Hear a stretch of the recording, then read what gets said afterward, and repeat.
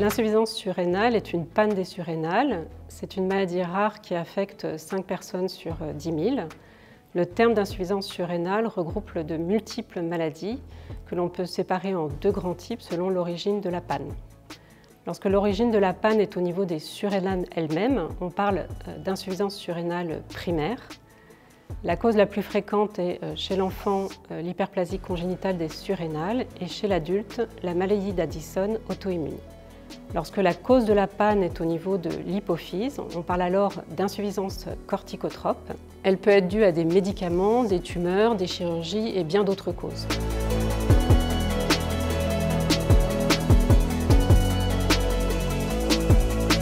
Les modes de présentation diffèrent selon la cause, l'âge de survenue, les éventuelles pathologies associées.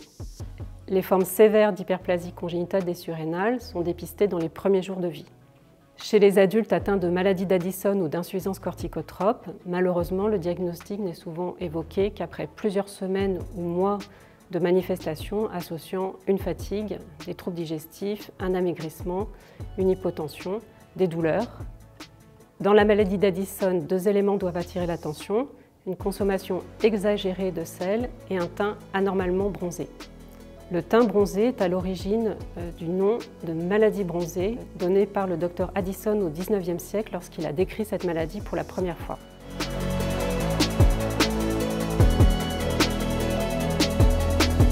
Si le diagnostic n'est pas fait, survient en bout de course ou à l'occasion d'une maladie banale comme une infection ou une blessure, une insuffisance surrénale aiguë. L'insuffisance surrénale aiguë ressemble à une gastroentérite ou à une grippe sévère, évolue en quelques heures en un tableau mimant un choc septique. C'est une urgence vitale qui requiert un traitement immédiat comportant une injection de corticoïdes sans attendre les résultats des dosages hormonaux.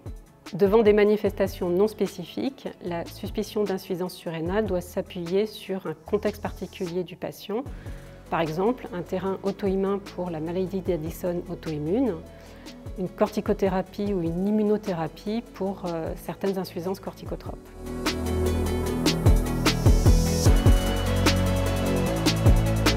Le diagnostic d'insuffisance surrénale repose sur des dosages hormonaux associés à des dosages biologiques, radiologiques et génétiques pour en déterminer la cause précise. En situation d'urgence, face à une insuffisance surrénale aiguë, la confirmation du diagnostic et la recherche de la cause précise sera faite après l'amélioration clinique grâce au traitement.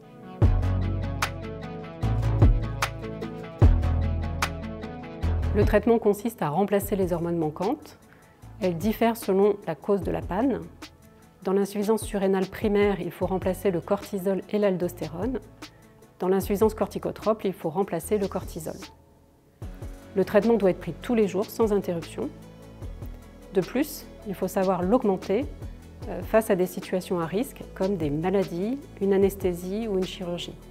Une surveillance par un endocrinologue est nécessaire chez les enfants tous les 3 mois et au moins 1 fois par an chez les adultes.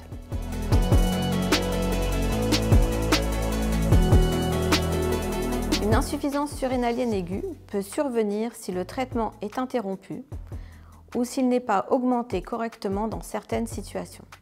Les principales situations à risque sont les troubles digestifs, les infections, les douleurs intenses, l'activité physique importante ou un choc émotionnel.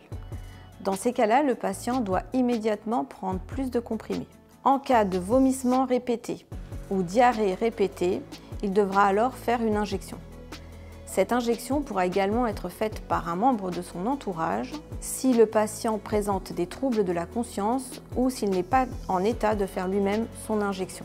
Il faudra ensuite, de préférence, appeler son médecin traitant ou alors en cas d'urgence, composer le 15.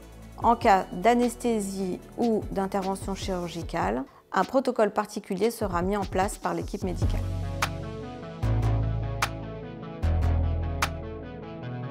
Pour aider les patients et leur entourage au quotidien, un certain nombre d'outils ont été développés. Les cartes d'urgence et les fiches qui donnent la conduite à tenir en cas de situation d'urgence. L'application qui est téléchargeable sur le téléphone, qui s'appelle Cap Surrénal et qui permet de réviser ses connaissances en matière d'insuffisance surrénale, les vidéos qui montrent concrètement comment faire son injection d'hydrocortisone en cas d'urgence, et les ateliers d'éducation thérapeutique qui sont développés au sein des centres de référence et de compétences. Ces ateliers ont pour but d'aider les patients et son entourage à mieux gérer le traitement au quotidien.